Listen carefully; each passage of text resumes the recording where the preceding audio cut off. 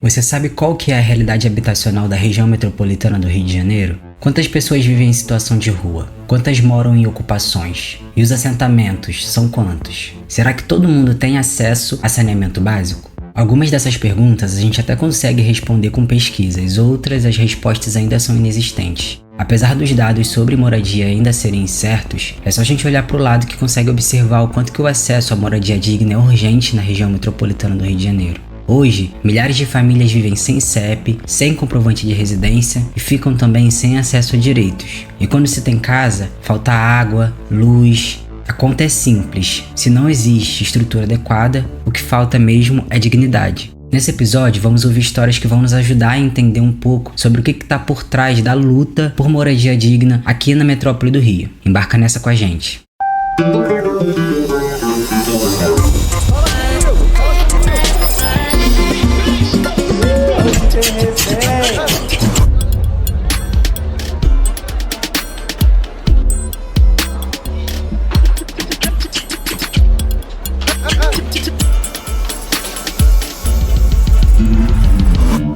Bom, vocês já me conhecem, eu sou o Karim Nuru, assessor de comunicação aqui da Casa Fluminense, e nesse episódio do Próxima Estação, a gente vai pedir licença para entrar na casa de lideranças que tem moradia e luta como sinônimo nas suas vidas. Vamos conversar com a Vânia, moradora da ocupação Vitor Gianotti, e com a Larissa, do assentamento rural Fazenda Engenho Novo, para conhecer um pouco de quem precisou lutar para ter sua moradia e vida reconhecidas e quem guarda em casa uma história de resistência e luta por dignidade. Além disso, vamos tentar entender a importância de apoiar a proposta de políticas públicas de moradias populares presentes na Agenda Rio 2030 da Casa Fluminense. Meu nome é Giovana Santos, eu faço parte da União de Moradia Popular do Rio de Janeiro. Sou militante, sou mãe, sou avó e sou moradora da Vitor Gianotti. A ocupação Vitor Gianotti fica localizada na região central da cidade do Rio, no Santo Cristo. Existe desde 2016 e atualmente abriga cerca de 40 famílias que encontraram ali um lugar para reconstruírem as suas vidas. A Vitor ela faz parte da luta das ocupações, onde as famílias, junto dos movimentos sociais, elas se instalam em construções abandonadas, fazem dali seus lares e pressionam o governo para garantir o reconhecimento daquele espaço como uma moradia legal. Essa não é uma realidade tão diferente dos assentamentos, onde as famílias ocupam terras improdutivas, geralmente ligadas a grandes fazendas ou a propriedades abandonadas, e assim como nos prédios, nos campos, a terra se torna lar. Os assentamentos são espaços de produção de alimento, de preservação ambiental e da memória das comunidades assentadas. É nessa realidade que vive a Larissa, moradora do assentamento rural Fazenda Engenho Novo, que fica localizado em São Gonçalo, no leste da metrópole do Rio. Me chamo Larissa, sou nascida e criada em São Gonçalo, sou uma mulher preta, periférica. Também sou uma pessoa LGBTQIAPN+. Sou professora bióloga, formada pela Faculdade de Formação de Professores da UERJ. E hoje sou mestranda no programa de pós-graduação em agroecologia da Universidade Federal de Viçosa, Minas Gerais. O que está em jogo para Vitor Gianotti e para o assentamento Engenho Novo é a mesma coisa: transformar o abandono em vida e a ausência de políticas em organização popular. Segundo um levantamento do Instituto de Pesquisa e Planejamento Urbano e Regional, o IPUR, da UFRJ, cerca de 2.400 famílias vivem hoje em imóveis ocupados no centro da cidade do Rio de Janeiro, isso sem considerar os outros municípios da metrópole. A Vânia, que passou a ocupar a Vitor em 2019, já era militante na luta por moradia e já conhecia famílias que vivem em realidades como mapeadas pelo IPUR, que encontram nas ocupações uma chance de recomeço. E eu cheguei na Vitor para morar em julho de 2019. Porém, eu já fazia parte da coordenação da União, da Zona Oeste, da onde eu vim. E então eu vim da Zona Oeste para recomeçar a minha vida aqui. E alguns companheiros da coordenação nacional me incluíram nesse projeto aqui, que eu agradeço até hoje. Só que a Vitor Gianotti, ela resiste e nós ocupamos esse prédio aqui desde 15 de janeiro de 2016. Antes de se tornar lar, aquele prédio era mais um dos milhares de imóveis abandonados pela metrópole, que já estava vazio há pelo menos 15 anos. Lá já foi um hotel, já foi também propriedade do Instituto Nacional de Seguro Social, o INSS, e mesmo abandonada há mais de uma década, as famílias que moram hoje na Vitor precisaram lutar contra o despejo para que pudesse garantir a continuidade da comunidade que foi construída e unida naquele espaço pelo sonho de uma moradia digna. Isso aqui era um hotel, há muitos anos atrás, muito anos atrás, era um hotel, né, onde recebia pessoas e visitantes. E anos depois, esse hotel vendeu o prédio para o Instituto do INSS. Então, esse prédio aqui virou um prédio federal e ficou 15 anos fechado. E aí, na luta, na nossa busca pela moradia digna, nós descobrimos a função social dele. Então, nós ocupamos aqui em 15 de janeiro de 2016. A Vitor Janotti, ela é composta não só com o movimento social, mas vários movimentos sociais, que são a CMP, a MLB, a União de Moradia Popular, que é um movimento que eu faço parte, e alguns companheiros que estão sempre nos ajudando, sempre na luta, que é do EMST. A Central de Movimentos Populares, o Movimento de Luta nos Bairros, Vilas e Favelas e a União de Moradia Popular são todos movimentos nacionais que lutam pelo direito à moradia de populações majoritariamente negras, faveladas e periféricas. E na Vito, foi a união desses movimentos que fortaleceu ao longo desses anos a ocupação, que já enfrentou diversos pedidos de reintegração de posse, onde o INSS tentou reocupar o prédio e tirar as famílias que vivem lá hoje. No assentamento Fazenda Engenho Novo, a história também foi de luta.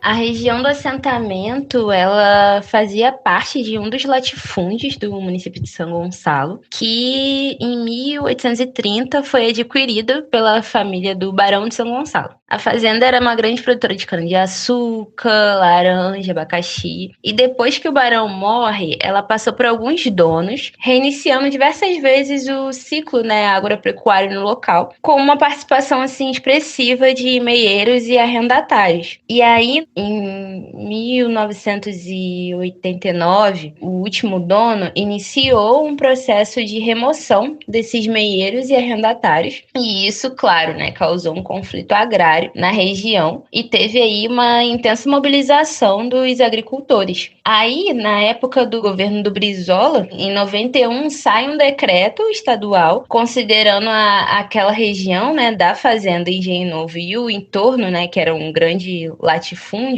para utilidade pública para fins de desapropriação. Depois de toda essa disputa pela terra, foi em 1993 que o governador da época, Brizola, assinou um decreto que considerou a fazenda um patrimônio histórico e fez com que a posse provisória do imóvel fosse garantida para as famílias. Larissa não participou dessa luta, mas a salvaguarda da memória daquele território fez com que ela conhecesse a história do lugar onde ela decidiu construir a sua vida.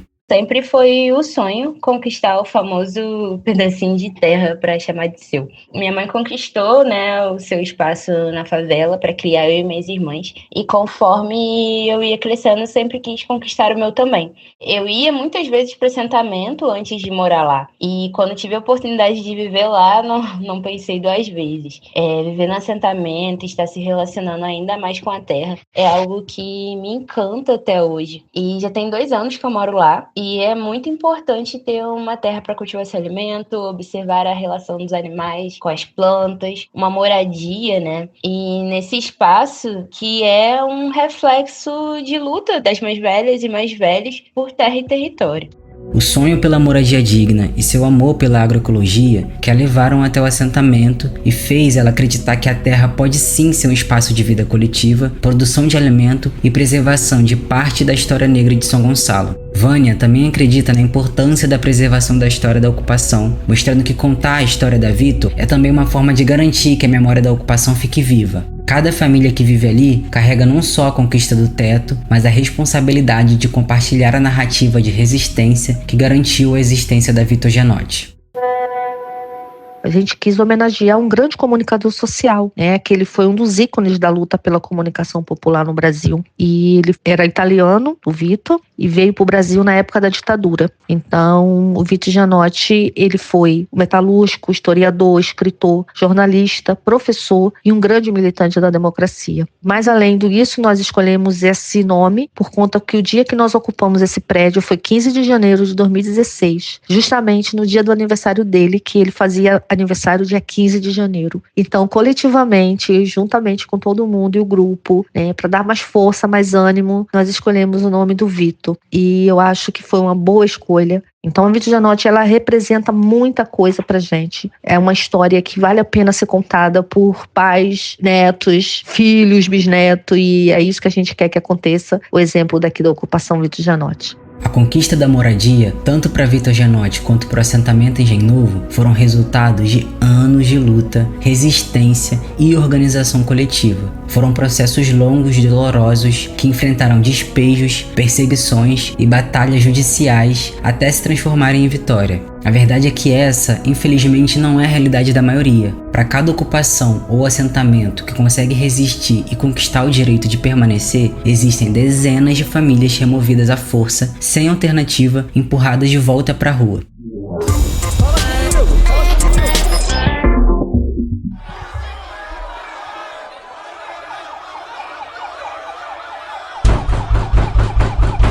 Em junho desse ano de 2025, ocorreu um caso onde cerca de 130 pessoas foram removidas de um imóvel particular no centro do Rio em uma operação conjunta da Guarda Municipal e da Polícia Militar. Todas as pessoas foram despejadas à força e ficaram na rua à espera de um serviço de assistência social da prefeitura. A lógica é essa: primeiro despejam, depois oferecem ajuda. Mas se essas pessoas ocuparam justamente pela falta de assistência, ela não deveria vir antes? Em nota, a Secretaria Municipal da Ordem Pública afirmou que, abre aspas, foram removidas cerca de 130 invasores do terreno. As equipes seguem no local para impedir o retorno irregular para o imóvel até que a entrada seja fechada de forma definitiva. Fecha aspas. Na madrugada do mesmo dia, uma equipe da Secretaria Municipal de Conservação já tinha fechado com blocos de concreto o acesso do prédio que eles descreveram como invadido e que fica localizado no centro do Rio. E qual será que foi o destino das pessoas que ocuparam aquele espaço? É um descaso, né? O poder público, políticas públicas, e a gente continua lutando todos os dias por uma vida melhor e por uma vida digna, né? E eu vendo esses espaços abandonados, deteriorados, que poderia ser revertido para moradia digna e não ser, e ver tantas famílias e tantas famílias na rua aqui no centro do Rio. Um exemplo que nós temos grande é a Presidente Vargas. Ali na Presidente Vargas agora virou um tapete de famílias que moram ali, né? Que não tem onde morar e ficam nas marquises. E a gente vê hoje aqui no centro do Rio de Janeiro tantos imóveis vazios. Então, assim, eu luto, é a minha luta, é a minha causa, mas todos os dias eu penso, é um descaso. Essa realidade impacta principalmente mulheres negras. Elas que, segundo dados do Cobrador, a plataforma de monitoramento da Casa Fluminense, gastam cerca de 40 horas mensais a mais do que homens brancos com o trabalho do cuidado. São também as menos cuidadas e assistidas pelas políticas públicas. Na região metropolitana do Rio de Janeiro, as mulheres negras representam 40% da população vivendo em casas improvisadas, segundo dados do Mapa da Desigualdade da Casa Fluminense. São essas pessoas que as políticas públicas não alcançam e que, mesmo sendo um direito constitucional, têm pouco acesso à moradia digna. Na realidade do assentamento, também existem demandas que o poder público não dá conta e que os moradores, que são majoritariamente pessoas mais velhas, precisam pensar estratégias para contornar. O acesso à água, ele é comprometido no território. Alguns assentados têm poço, mas nem sempre a água é de boa qualidade, né, para consumo. Então, ainda assim, vai ter esse movimento de comprar água. Para os lotes onde não tem poço, tem que comprar água externa, né? Então, tem que pedir um caminhão-pipa para garantir a água dentro desse espaço. E, além disso, também, se você pensar que a água é um fator limitante para o desenvolvimento das plantas, como que você garante uma produção agrícola sem água, né? Como você põe expectativas nos agricultores em relação à produção se uma coisa que é crucial não tem? No assentamento Engenho Novo, a luta também passou e passa até hoje pelo reconhecimento formal do território. Para acessar direitos, os moradores precisam estar cadastrados no Cadastro Nacional da Agricultura Familiar, CAF, e ter a regularização garantida pelo Instituto de Terras e Cartografias do Estado do Rio de Janeiro, o ITERJ. Sem esse reconhecimento, as famílias ficam de fora de programas de fomento e de políticas públicas que poderiam fortalecer a produção e garantir a permanência deles na terra. Grande parte dessa dificuldade é reflexo da administração, por vezes ausente, dos órgãos responsáveis na regularização da terra e do acesso à documentação do agricultor, né? Hoje é o CAF, que é o Cadastro Nacional da Agricultura Familiar, que antigamente era a DAP. Esse é um dos documentos fundamentais para que a associação e os assentados consigam concorrer a editais, chamadas públicas como PAA, PNAE. Hoje também, grande parte dos maquinários da associação precisam de manutenção. Então, para um agricultor pegar um recurso do governo para, às vezes, custear a manutenção de um equipamento desse, ou também comprar, né, fazer aquisição de alguns de uso individual, é necessário que essa documentação ela esteja regularizada, atualizada. Então, tem a questão do ITERJ também, que precisa atuar junto para que possa ser feito novos cadastros dos assentados e a documentação seja atualizada. No assentamento são os agricultores, como eu já disse aqui, majoritariamente pessoas mais velhas. Já na ocupação são as mulheres, e esses são os perfis das pessoas que precisam receber esse apoio do poder público e infelizmente vivem na urgência de ter uma demanda que não é atendida. A ideia da moradia digna, ela vem em primeiro lugar com direito à cidade, né? Porque eu acho que isso é fundamental para qualquer família, né? E ter um lugar para chamar de seu. Então, eu acho que teria que ser para todas as famílias que precisam morar, que precisam de dignidade, precisam trabalhar, precisam criar seus filhos. Aqui, por exemplo, a Vito Janotti, ela é ocupada, vamos dizer, de 60% de mulheres mães solo, mulheres, né, independentes. Mas, assim, a minha ideia é que todos tenham direito à cidade, todos tenham direito a uma moradia digna. Foi com uma ideia muito alinhada com o que a Vânia defende enquanto moradia digna que a Casa Fluminense pensou na proposta de políticas públicas de moradias populares presentes na Agenda Rio 2030. A proposta defende a estruturação de uma política de habitação que priorize a oferta de imóveis nas centralidades infraestruturadas dos municípios, como o centro do Rio de Janeiro, por exemplo, identificando imóveis e terrenos vazios que possam ser transformados em moradia digna para quem mais precisa. Apesar de 21 dos 22 municípios da metrópole já possuírem um plano de habitação de interesse social, pouco tem sido feito quando pensamos em moradias populares, habitação segura, imóveis vazios e famílias que vivem em casas improvisadas, irregulares ou situação de rua. Felizmente, depois de anos de luta e mobilização popular, a Vito conquistou uma grande vitória, assinando um contrato com a Minha Casa e Minha Vida Entidades, que trouxe segurança e reconhecimento formal da existência da ocupação. Com a participação no programa, estão previstos cerca de 4,5 milhões de reais que vão ser destinados para as obras de requalificação do imóvel. Isso inclui instalação hidráulica, elétrica, elevadores, espaços de convivência. Assinamos o contrato com a Caixa Econômica Federal dia 24 de março de 2025 sobre o programa da Minha Casa Minha Vida Entidades, e assim é uma grande felicidade pra gente e um grande desafio também, porque nós vamos trabalhar na linha da autogestão. No caso, os protagonistas vai ser as famílias, que vai trabalhar juntamente com os engenheiros, arquitetos, empreiteiros, etc. Mas assim, a gente está muito feliz. Sabemos que a união faz a força, que os movimentos sociais fazem a força. Se nós soubermos a força que nós temos, a gente chega longe. Então eu acho que é isso que todo mundo daqui de dentro está sentindo. Felicidade de ter o direito a uma moradia digna.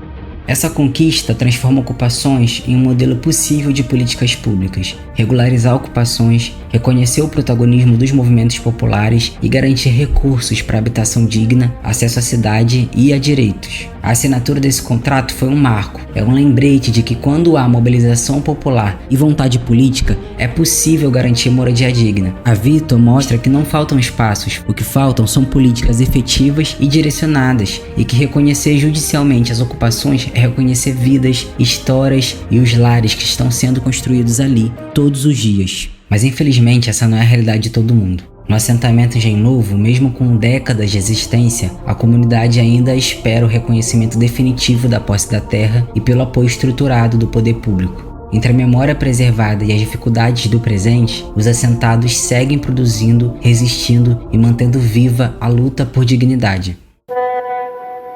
Recentemente, né, houve um projeto do INCRA para a construção de casas nos lotes para melhorar, né, a condição de moradia no local, né, construir casas um pouco maiores, todas essas questões. Chegaram os tijolos, algumas casas foram levantadas aí meia parede, e é isso, o projeto acabou, não teve andamento e né, ainda é possível observar em alguns lotes, só metade do processo. Então, isso faz com que os assentados desacreditem um pouco quando chegam alguns programas e promessas para aquele território. A cada safra plantada, o assentamento reafirma sua resistência. O cuidado com a terra, a produção de alimento e a preservação da memória da Fazenda Engenho Novo são estratégias de sobrevivência e de afirmação política. Para Larissa e tantas outras famílias, permanecer no território é um ato de resistência, mas também de esperança, ou de deixar para as próximas gerações a história viva de um lugar conquistado pela luta coletiva. A oralidade é a forma que muitas de nós, pessoas negras, registramos nossas histórias, né? Quando isso não é passado de geração a geração, muita coisa acaba se perdendo. O assentamento, ele faz parte da história negra da cidade, né? A gente teve aí a forte presença de ex-escravizados que fizeram parte na luta por esse território, né? E eu acredito que a maior referência preta no assentamento é a Dona Marcolina, uma mulher negra, afrodescendente, bisneta de escravizados, ativista, professora, que lutou para garantir os direitos de cidadania e moradia na região, né? E os reflexos dessas lutas, né, da Dona Marcolina, elas resultaram numa escola estadual no assentamento, elas resultaram numa creche, né, intitulada Tia Marcolina. Existe um movimento chamado Movimento Ocupa a Fazenda Engenho Novo, que desempenha alguns trabalhos no assentamento, fazendo esse resgate da cultura preta local. E para manter essa história viva, é preciso contá-la, registrá-la em diferentes materiais. Então, em todos os espaços que eu participo, eu conto sobre a existência de um assentamento rural em São Gonçalo, a existência da Fazenda Engenho Novo e as pessoas que vivem até hoje nesse espaço.